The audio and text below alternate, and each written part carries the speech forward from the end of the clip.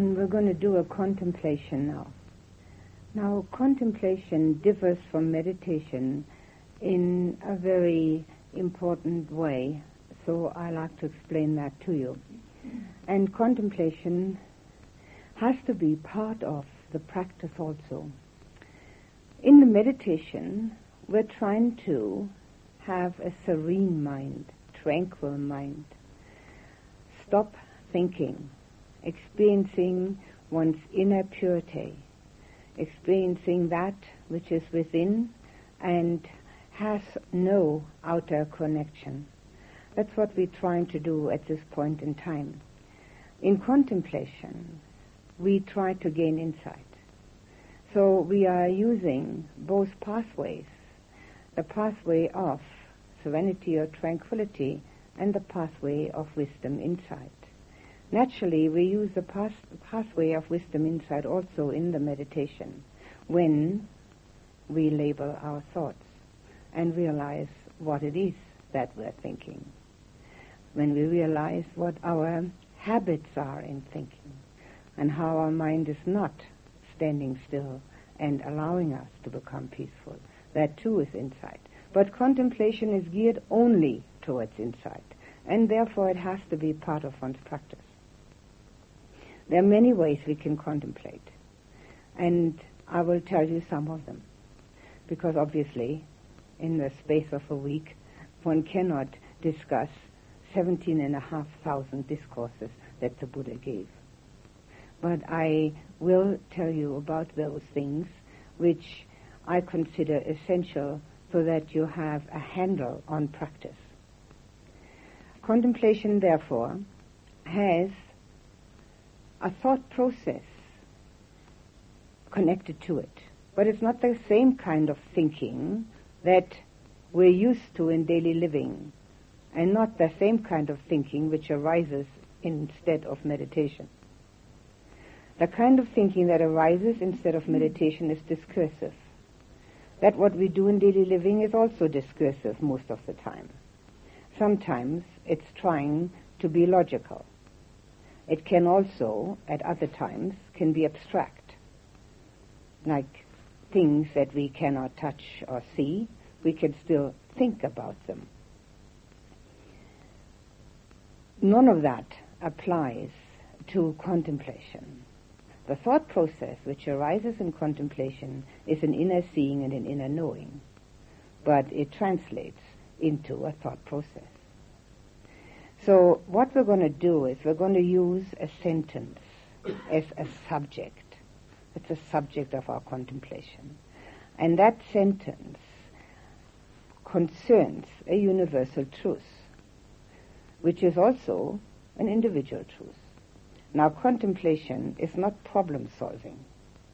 Problem-solving is individual and egotistical.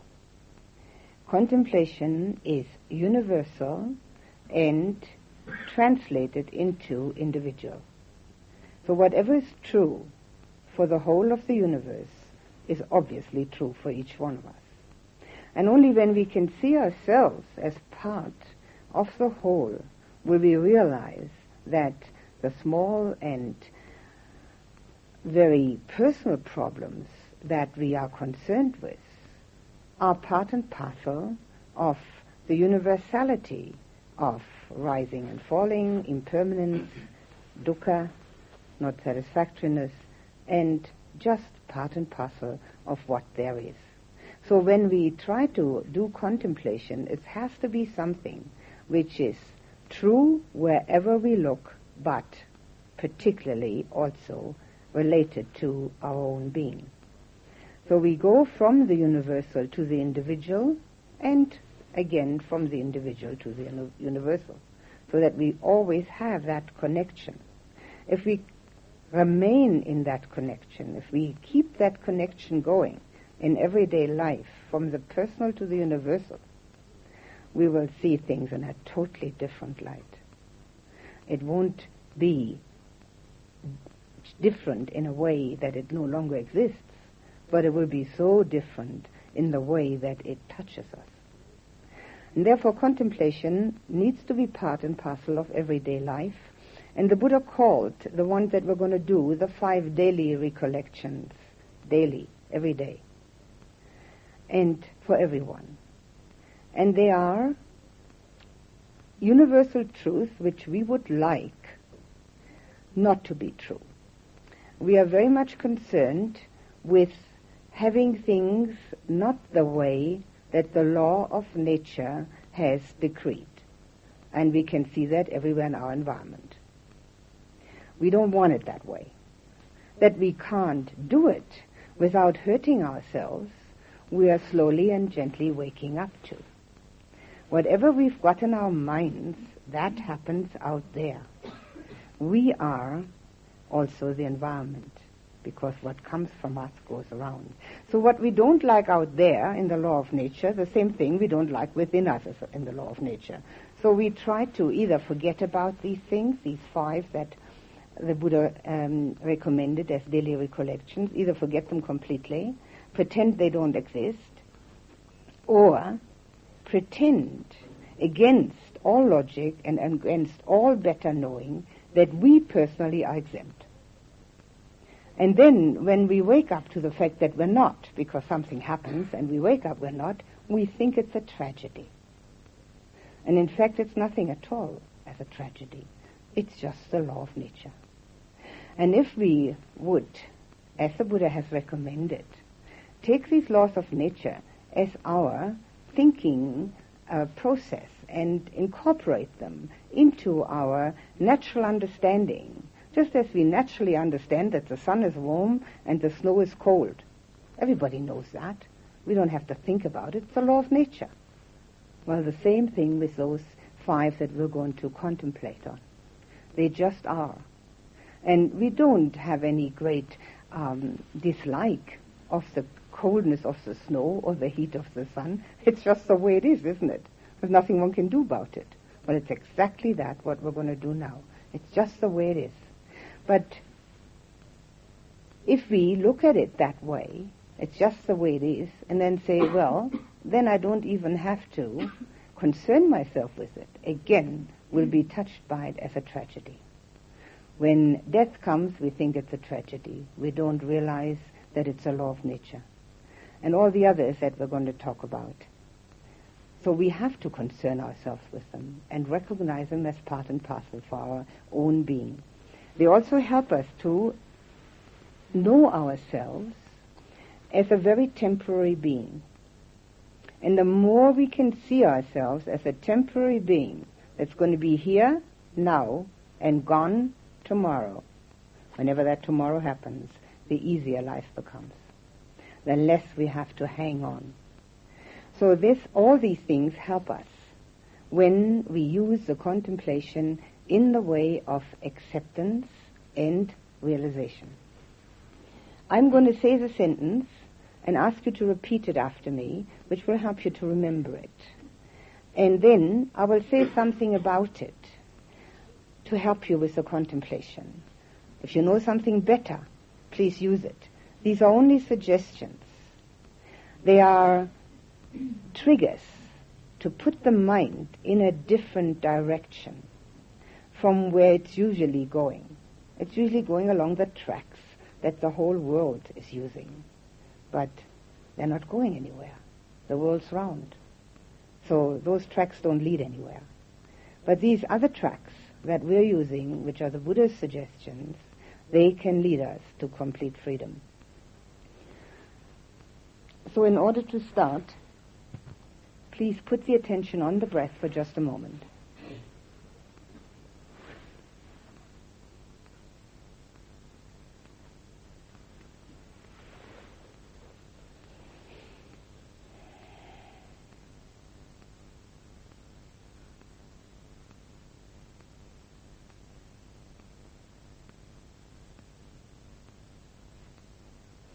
And now please repeat after me.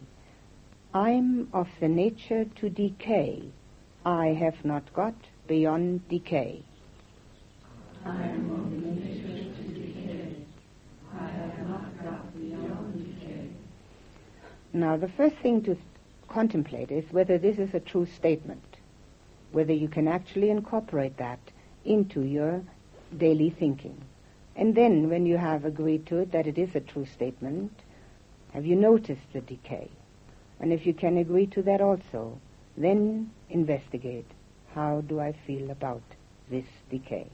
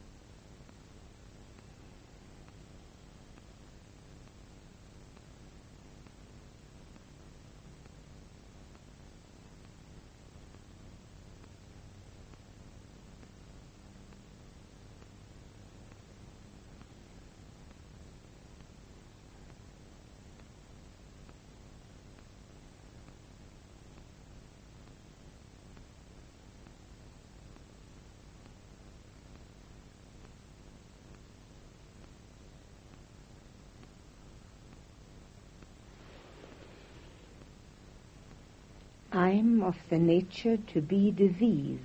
I have not got beyond disease. I am of the nature to be diseased. I have not got beyond disease. Now this does not necessarily only mean the sickness of the body. Dis-ease means also unease. Again, investigate. Is it a true statement? Is there unease in body and or mind? It doesn't have to be a great sickness. Anything. A knee pain, a cough, a sneeze, a headache, a toothache, feeling uncomfortable emotionally. Anything goes under the heading of dis-ease. Is this a true statement? Do we have that? And do we like it? And if the answer is no, I don't like it, I'd rather not have it, can we see the connection between the fact that we get something we don't like and the fact that it doesn't belong to us? If it were mine, why can't I change it at will?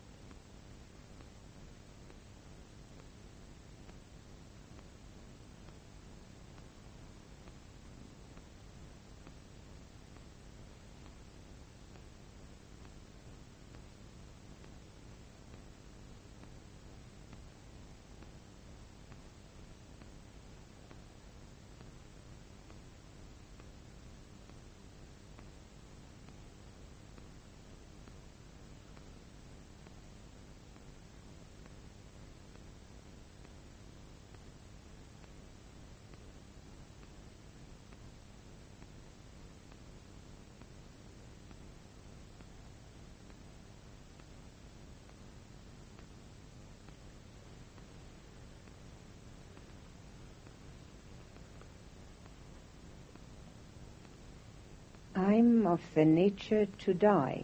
I have not got beyond death. I am of the nature to die. I have not got beyond death.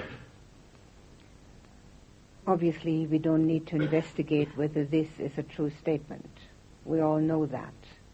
And luckily, we have started talking about it in the past decade. But what we need to investigate and contemplate very determinedly is the fact whether we're ready for it, or whether we think it's way off in the future and we don't want to be bothered with it now. Are we ready now? And if not, why not? What is keeping us back from that readiness?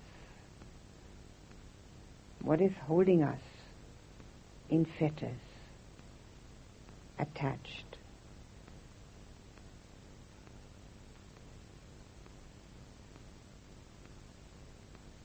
And we can see possibly that what holds us back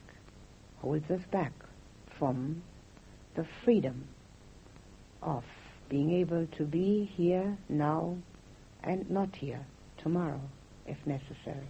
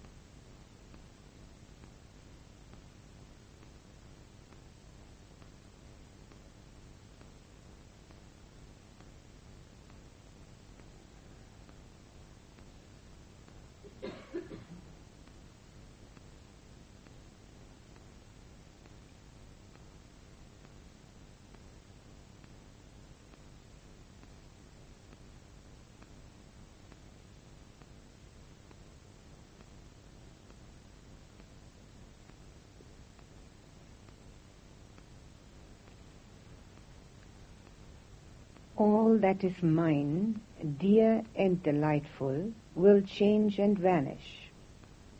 All that is mine, dear and delightful, will change and vanish. Here we need to investigate whether this is a true statement, whether that which we have held dear in the past and found delightful, whether that has changed or whether it has vanished. Such as people, experiences, situations, feelings, belongings, beautiful sights, sounds, anything we found delightful or held dear. Is it still there in the same way, or changed or completely gone? And if we find that it has either changed or is completely gone, then we need to investigate those things which we're holding dear and find delightful now.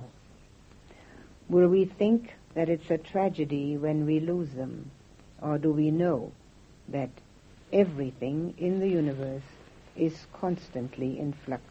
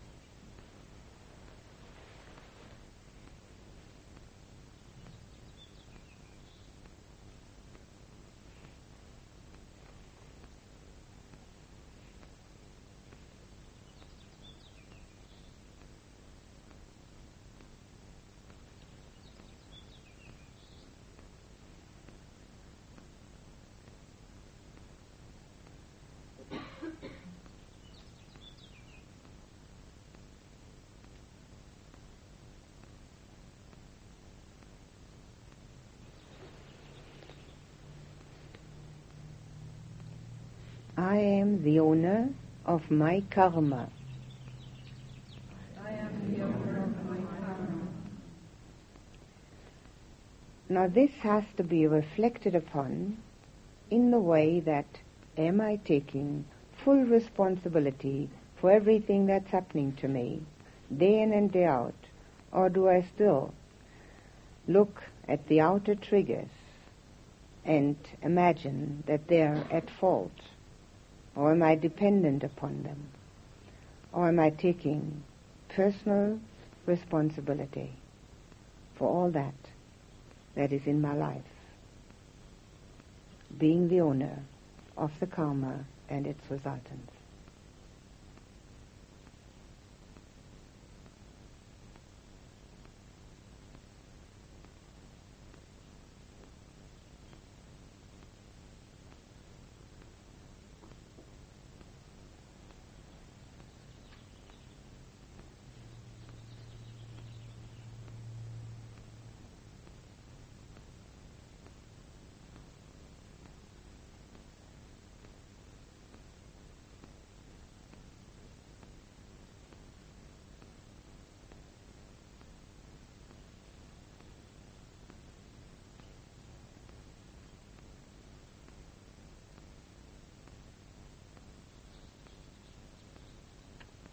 I am heir to my karma. I am heir to my karma. Which means that if we would like to have a valuable inheritance, we have to manufacture it ourselves. Are we aware of that? The investigation needs to go towards the fact, am I really aware of that all I think, say, and do has resultants which I then have to live through?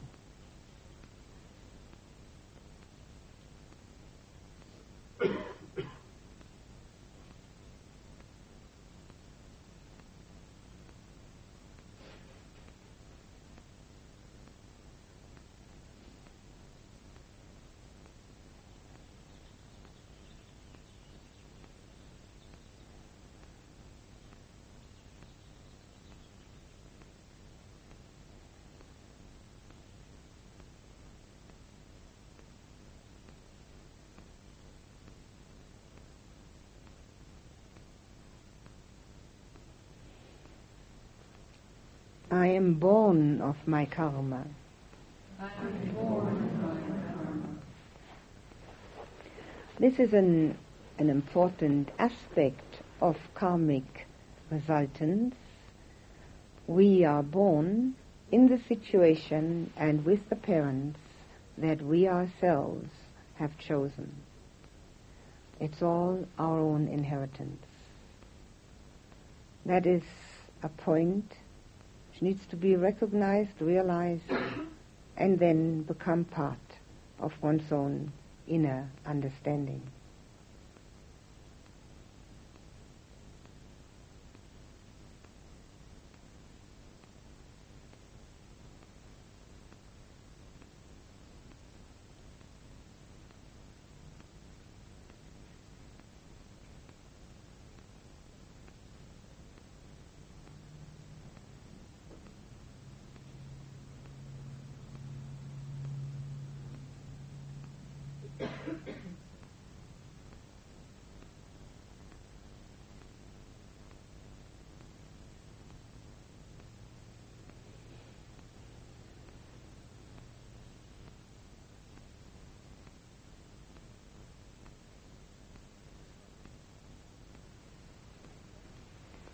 I live supported by my karma.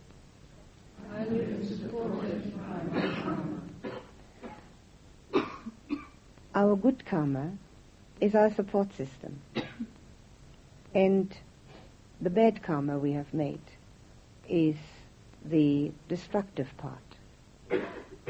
We don't need to look outside of ourselves. We don't need to look at the triggers and at the tools.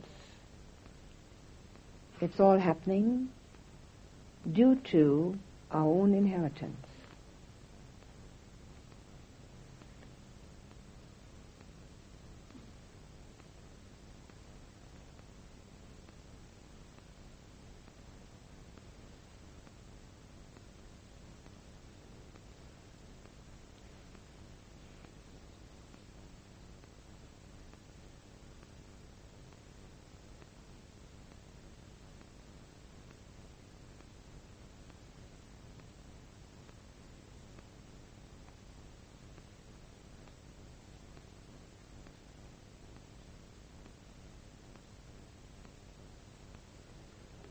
Whatever karma I shall do, that I will inherit. Whatever karma I shall do, that I will inherit. That brings us to the present moment, because in every waking moment, thought, speech, and action makes karma. So in the present moment, if we keep our understanding of the karma and its resultants alive within us, we will become more careful, because we have to live with the inheritance.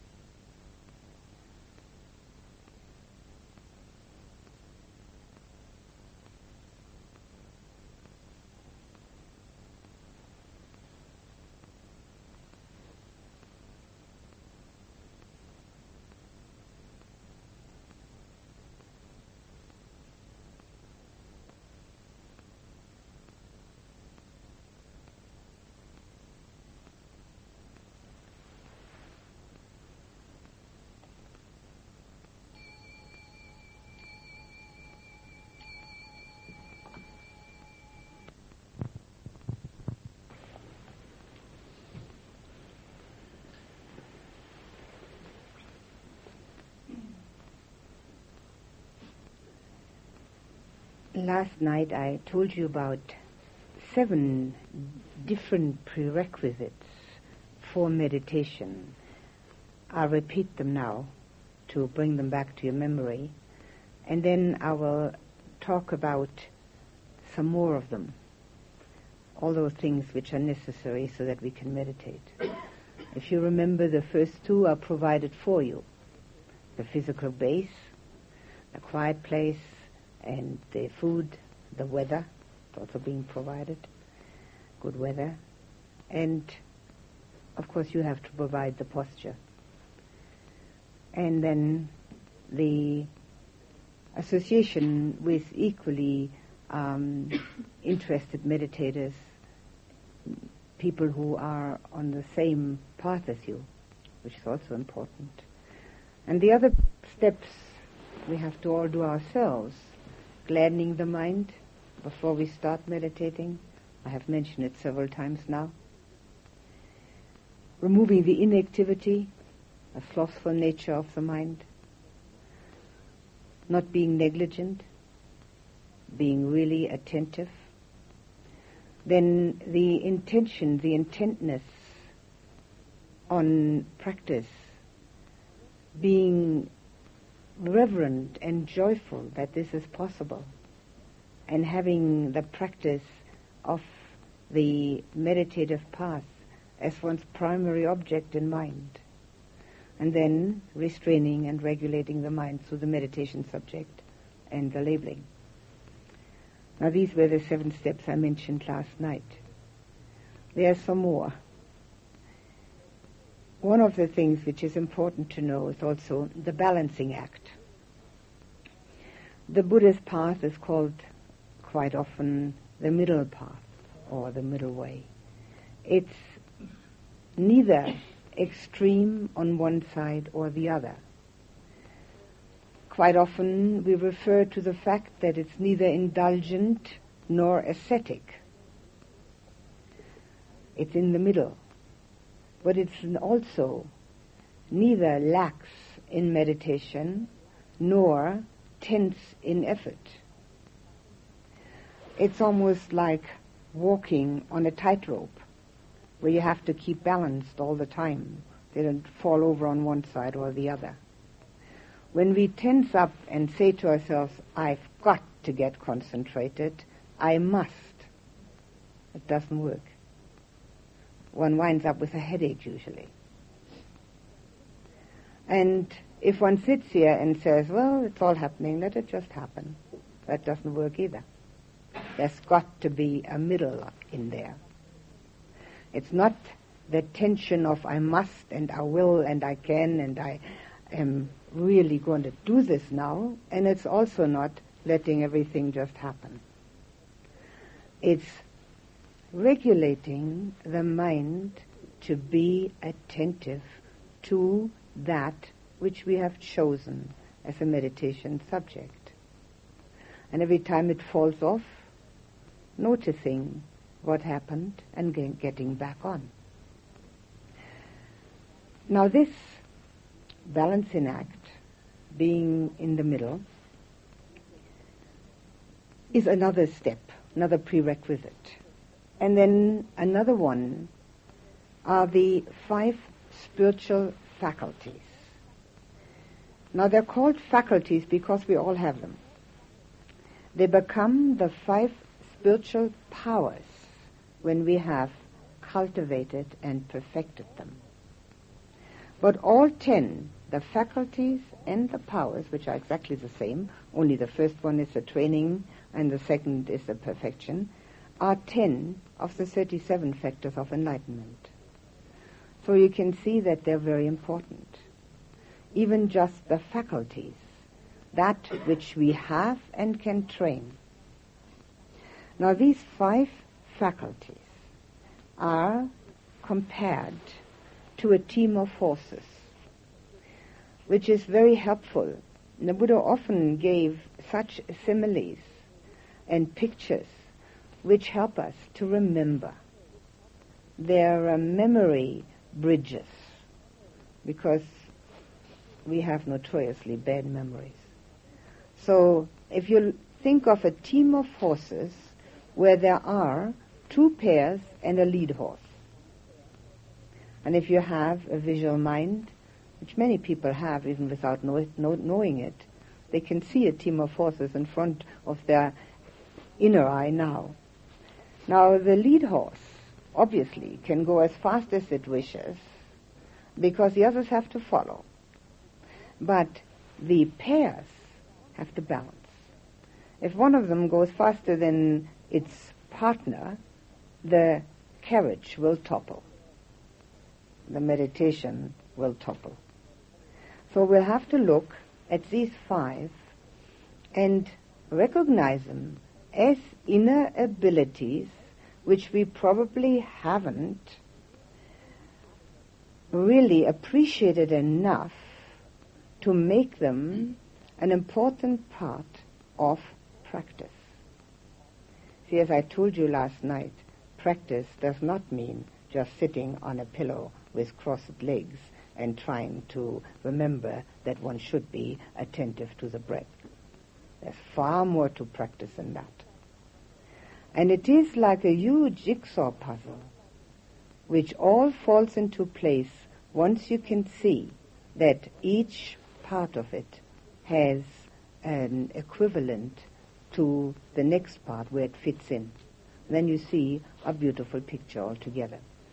So the lead horse, which can go as fast as it wishes, is mindfulness. Mindfulness is one of the things that the Buddha talks about at great length. In fact, there are some traditions, particularly one, that uses only that as its main focus of attention and practice. And the discourse of the Buddha, which concerns that, of which there are 2 main ones actually, as its total teaching, just that on mindfulness. Obviously, the Buddha wouldn't have taught so many other discourses if the others shouldn't be taken into consideration. But you can see that there is great importance attached to it. It should not be one's only reference point, because nobody makes that perfect until one is enlightened. So one is always sort of lagging behind. But it is a practice point, but it's not the only reference point. The Buddha said about mindfulness that it is the one way for the purification of beings, for the overcoming of pain, grief, and lamentation, for the final eradication of all suffering, for entering the noble path, for realizing Nibbana. Eka Yana, one way. Without mindfulness, nothing works. Now it's the one way for the purification of beings. I have briefly mentioned that last night when I said that if one is mindful of one's physical action and movement, obviously one can't have any negative thinking. One is either this or that. We are fortunate that our mind can only do one thing at a time. But it can do things so quickly in succession that we get the idea that we've got 10 things on our mind. The Buddha said that we can have 3,000 mind moments in the blink of an eyelid. Luckily, we don't usually have that, but we do have a fair number. And what actually happens is a back and forth. So when we are actually mindful, actually attentive, nothing else happens. We are just attentive. And that's why it's purifying. As I told you, 1 second of concentration is 1 second of purification. Now mindfulness as such is something that we need to practice outside of the meditation hall just as much as inside of the meditation hall. In Pali, mindfulness is called sati, S-A-T-I, and attention on the breath is called anapanasati, mindfulness of in-breath, out-breath. So that's what we're doing when we're actually attentive to the breath. But we can't just leave that sati, that mindfulness, here on the pillow, walk out and let the mind play its usual games. We have to carry it forward. We have to keep on trying to be mindful. Now, I already told you about the first step of mindfulness, the first base.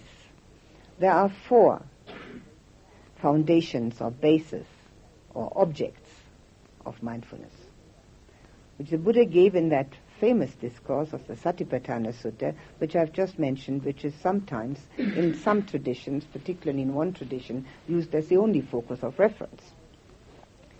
Now, the first foundation, the first base, is the body. And I've already talked about that last night.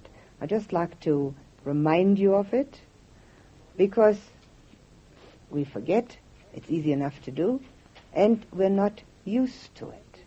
And yet, without that, the mind becomes so distracted outside of the meditation hall that it has a hard time being concentrated in the meditation hall.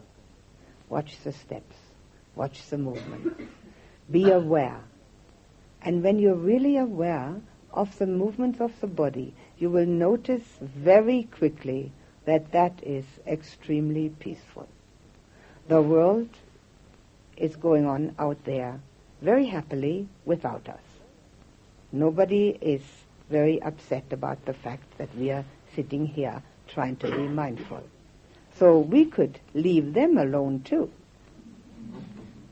Couldn't we? We don't have to think about them. They're not doing anything that has any connection with us. So let's just sever the connection for the time being and be mindful of ourselves. Now, mindfulness also could be translated or used in the English word as objectivity. Attentiveness, objectivity.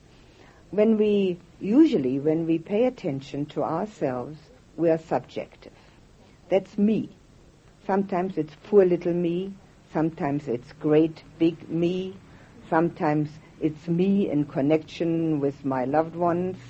And sometimes it's me losing everything. It's always subjective. I'm thinking about myself and all the things connected to me.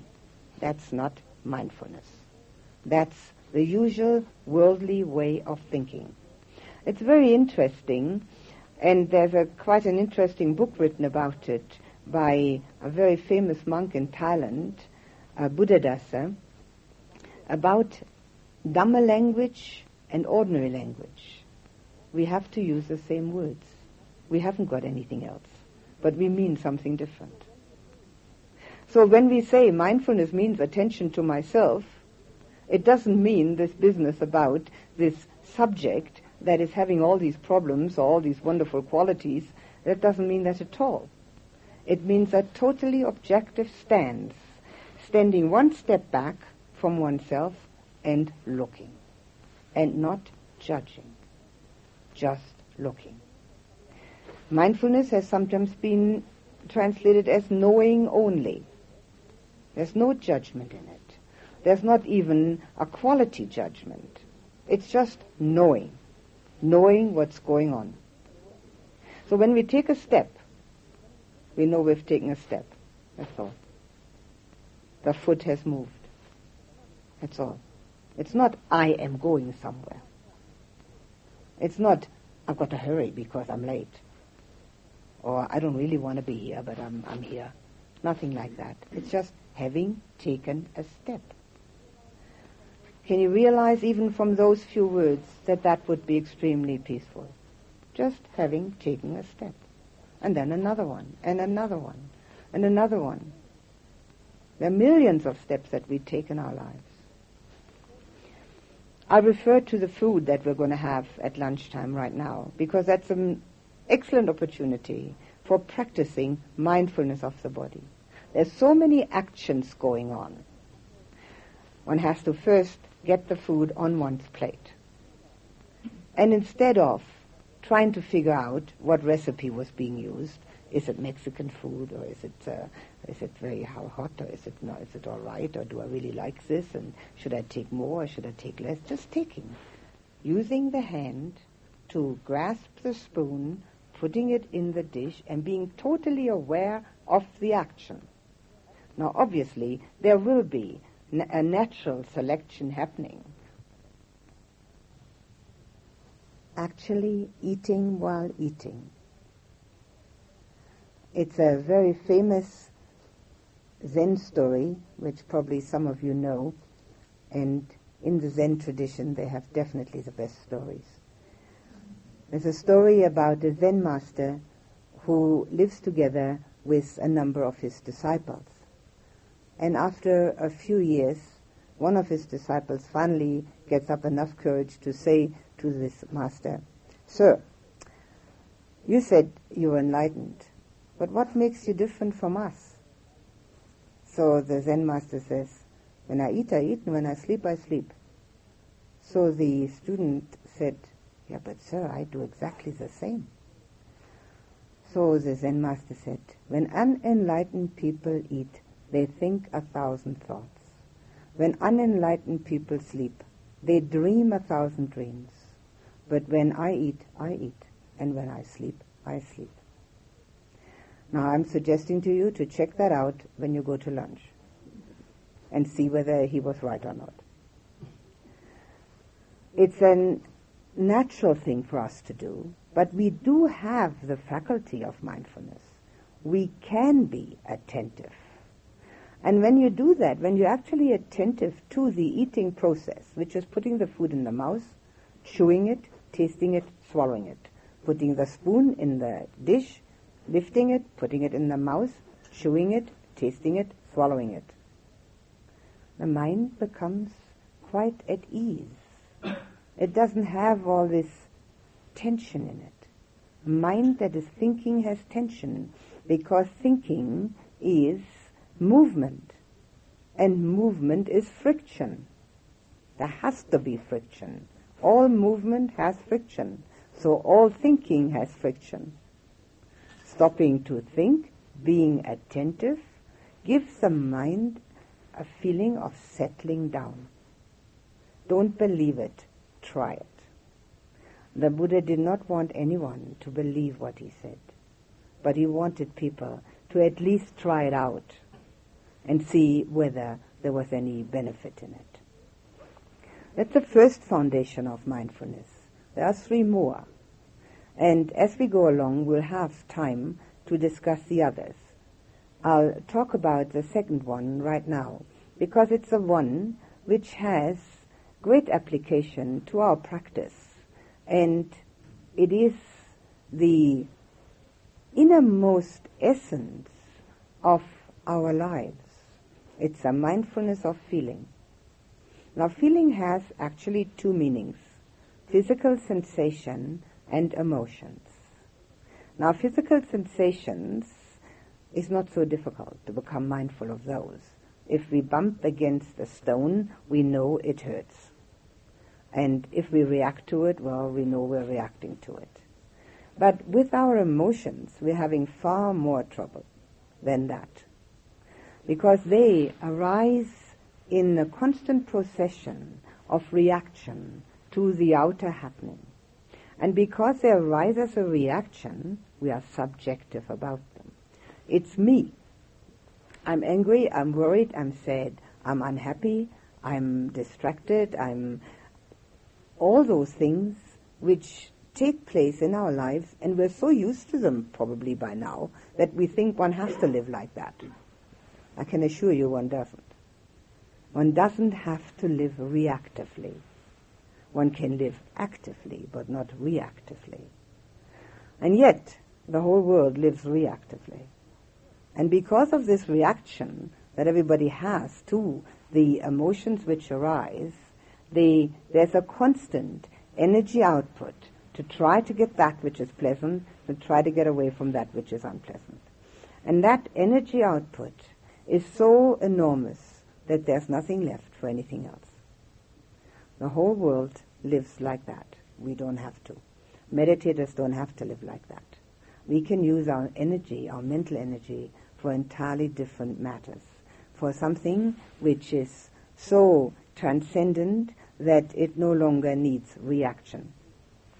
So what we do to use the second base of mindfulness, to become aware of the emotion, is to try and remain totally objective.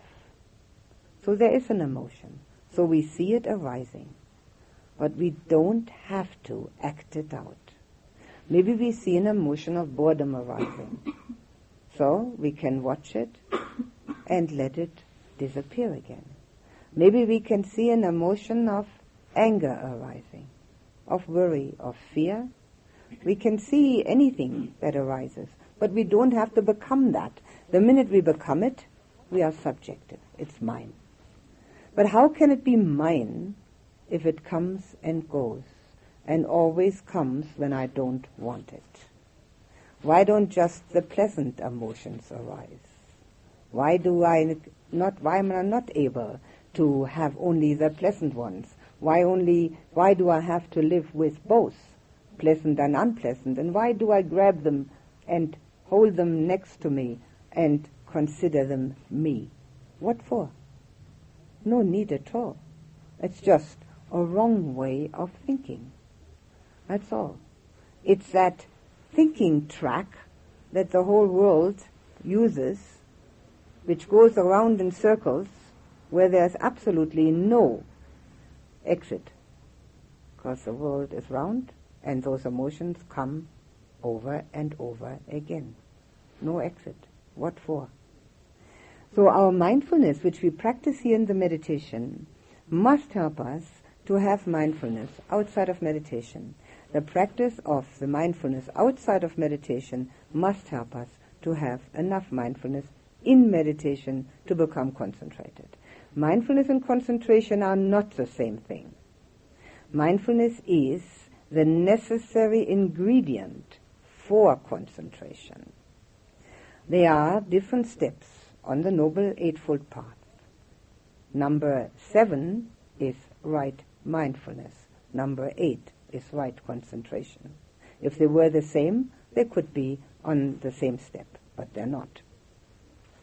So, with that attention to our emotional state and not identifying with it, we're taking a first step of being objective, taking a step back, looking at ourselves in a non-judgmental manner, and also the first step into realizing that I'm not what I thought I was.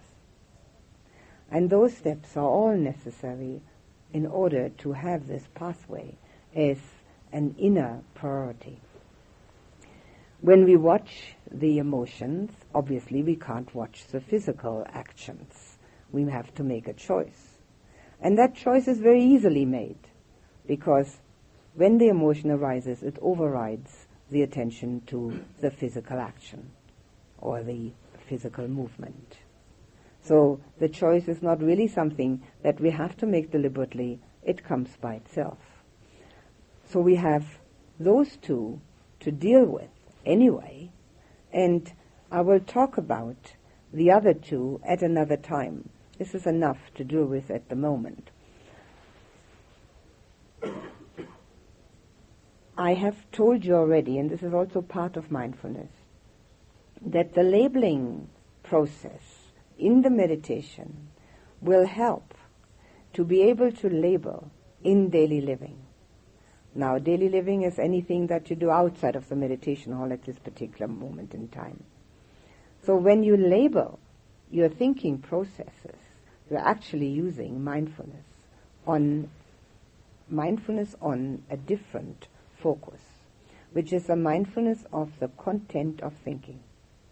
Now this mindfulness of the content of thinking, and I've mentioned it briefly last night, are called the 4 supreme efforts, and they are 4 of the 37 factors of enlightenment. So I've already told you 14 of the 37 factors of enlightenment. All you have to do is perfect them.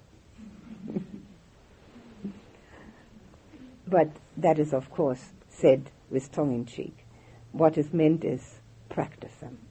The 4 supreme efforts, I will now mention them to you in their original form so that you know why they're called 4. Not to let an unwholesome thought arise which has not yet arisen. Not to let an unwholesome thought continue which has already arisen. To make a wholesome thought arise which has not yet arisen. To make a wholesome thought continue which has already arisen. Now this goes back again to restraining and regulating the mind. Not taking it for granted. Not allowing it to play its games, not allowing it to do whatever it pleases, because the mind is a magician. It can do anything. It can even go so far as thinking, I want to kill that person, and then actually doing it. We all know that. And it can do anything. It can do dreadful things. It can do wonderful things. So we need to restrain and regulate it. Restrain it from the unwholesome and regulate it for the wholesome. These four are the four supreme efforts. They are avoiding, is the first step. Avoiding the unwholesome thinking. Overcoming it when it has already arisen. Then bringing about the wholesome and then maintaining it. So we have the ability to do that, and the more we learn to label in the meditation, the easier it becomes to do that. Well, this is actually the fourth base of mindfulness. That which concerns the content of mind. I will talk about that fourth base at another time in more detail, but I wanted to mention it now because I have already mentioned it before, and that you know that you are practicing that fourth base of mindfulness when you label your thinking. How else would you know whether it's wholesome or unwholesome? And the labeling makes you objective. You no longer believe what you're thinking, and this is one of the great advantages for a meditator. An almost immediate advantage if one pays attention. As we see all these fanciful ideas arising in the mind instead of being concentrated on the breath, obviously it must come to our mind that this can't all be true, what's arising there. And as we see those fanciful ideas coming and going, and as they go from here to there discursive, and as they have a sort of linear pattern, one following the other, we must become aware of the fact that thinking is just thinking, and that there's absolutely no real value in it. So when we know that for sure, then we don't have to believe everything we think in daily life. We just know it's a thought, and we label it, and we recognize it. Aha, this one, unwholesome, not going to bring any happiness to anyone. So, I substitute it. Eventually we learn to drop it. We don't have to substitute, but in the beginning we have to substitute. When we've practiced more, we can just drop it. As we see that in ourselves, in the meditation, we also recognize how much unnecessary thinking we do. Mind you, there is some necessary thinking in daily life, obviously.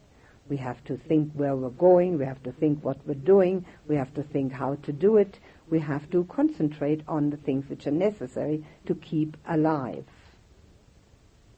But the rest is totally unnecessary, particularly when it becomes unwholesome, particularly when it becomes negative. And that is the importance of practicing those four supreme efforts. Now, if you learn nothing else in this 7-day course except to practice those four supreme efforts in your daily life, you have made an enormously large step into spiritual practice. Nothing can be more important. And once you have done it, just once, just try it once. Maybe you don't like the food and you're going, ugh. And then you think, that's not very positive. Okay, well, let's see whether I can just have it without reacting to it. And you can. You'll feel extremely relieved that you have been able to change your mind the way you wanted to. That you haven't allowed the mind to just be the way it wanted to be. We are always taking the easiest way. And the easiest way is by no means the most wholesome way. So when we have been able to regulate, restrain, and change our mind on purpose, we will see that that means having power of mind, strength of mind.